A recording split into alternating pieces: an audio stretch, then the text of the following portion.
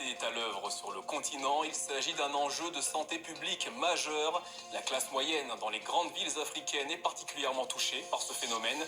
Alors comment lutter contre l'obésité? Quels sont les conseils alimentaires à suivre? Dans le Mag Santé, nous recevons ce soir Yakini Mavambou, docteur en nutrition. Mais à nous, c'est la fin de la première partie du Journal Afrique, mais tout de suite, place au Mag.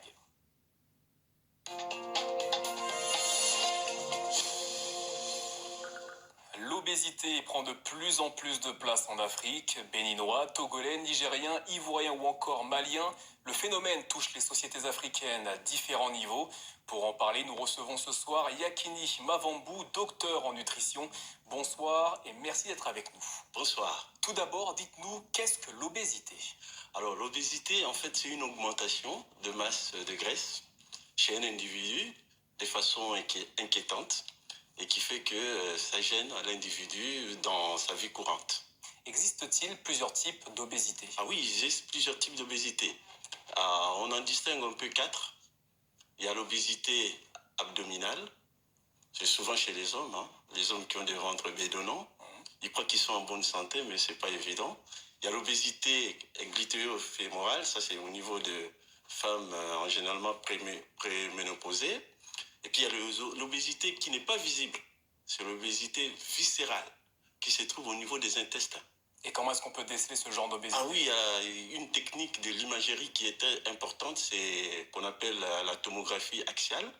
Et ça, cette technique permet de mesurer en fait la circonférence de la taille et la surface de tissus adipeux, des tissus qui contiennent des graisses. Et ça, les médecins n'en font pas beaucoup parce que ça coûte cher. Et comment est-ce qu'on peut ramener les médecins à en faire plus?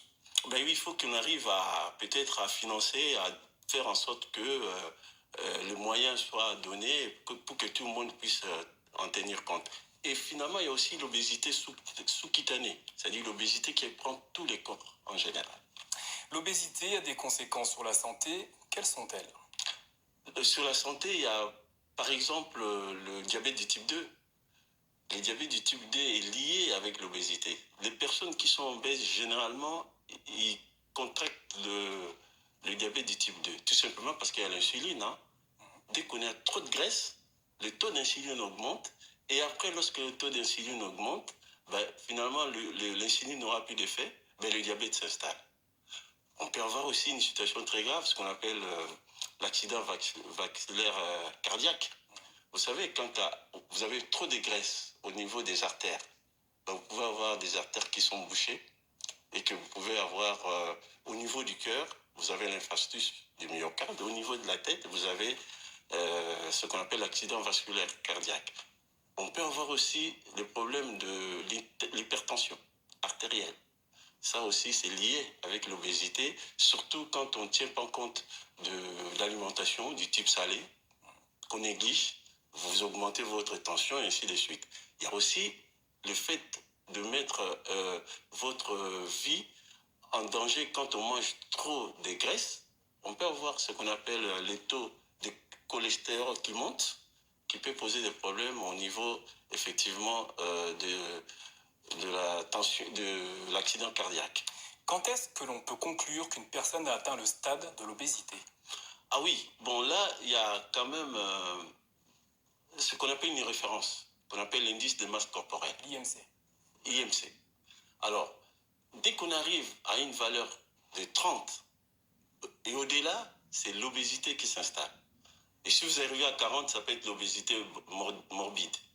Entre 25 et 30, le surpoids, c'est aussi une tranche qu'il faut beaucoup bien surveiller. Parce que quand on est en surpoids, on croit qu'on est vraiment bien, mais il faut contrôler parce que vous pouvez avoir des accidents vasculaires, cardiaques, mais en ayant le surpoids, sans pour autant être obèse. Mais évidemment, quand vous êtes en dessous de 25, vous êtes plus ou moins tranquille. Donc c'est ce qu'on peut voir notamment sur le schéma qui s'affiche juste derrière vous avec les différents stades pour savoir si on est dans un stade d'obésité ou pas. Dans les années 50-60, l'obésité constituait un problème de santé publique, ne constituait pas un problème de santé publique en Afrique.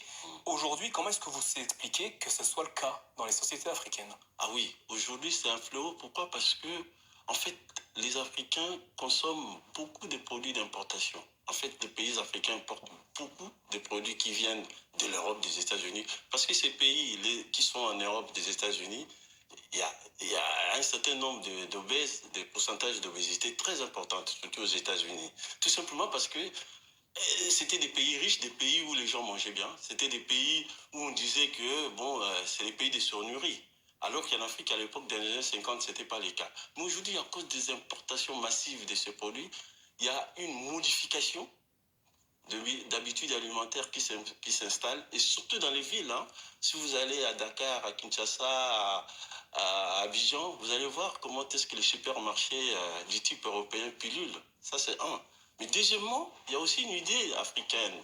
L'idée qui dit tout simplement que quand on est en surpoids, on est obèse, plus ou moins, on se sent bien, on croit on mange bien, on est en signe de richesse. C'est pas vrai, c'est pas évident. Parce que ça entraîne pas mal de maladies. Et puis il y a aussi le sédentarisme. C'est-à-dire quand on ne fait pas de sport, ça pose problème. Donc il faut quand même qu'il y ait cet esprit de faire du sport tout le temps et que ça fait du bien. Parce que le sédentarisme crée de l'obésité. Alors, vous êtes nutritionniste, quels sont vos conseils pour avoir une alimentation plus saine? Alors, d'abord, il ne faut pas exagérer en alimentation. C'est-à-dire qu'il faut consommer le glucide, c'est-à-dire les féculents. Il faut consommer les protéines, c'est-à-dire les matières grasses, mais en quantité raisonnable. Pourquoi? Parce que je remarque, par exemple, si vous prenez le cas dans nos pays où les gens prennent, par exemple, les huiles, les graisses de chèvre, par exemple, qui les mangent, c'est pas bon. Autant manger la partie protéine que la partie des graisses. Parce que la graisse animale, justement, pose des problèmes au niveau de cholestérol. Prenons les cas, par exemple, en Afrique centrale, lorsqu'on prépare les feuilles de manioc. Mais pourquoi on doit mettre beaucoup d'huile de palme? Mais on en met trop. Moi, je préfère encore, par exemple, dans la région du Kasaï, où on prépare l'huile le fait de manioc sans mettre un peu d'huile. Prenons le cas du Sénégal, les tièbes. Pourquoi on doit mettre trop d'huile dans le riz du tièbe? Mais il y a trop d'huile, ça ne sert à rien. Vous pouvez diminuer. Prenons nos amis de Maghreb. Mais le nombre de sucre qu'ils mettent dans leur pâtisserie, mais c'est énorme.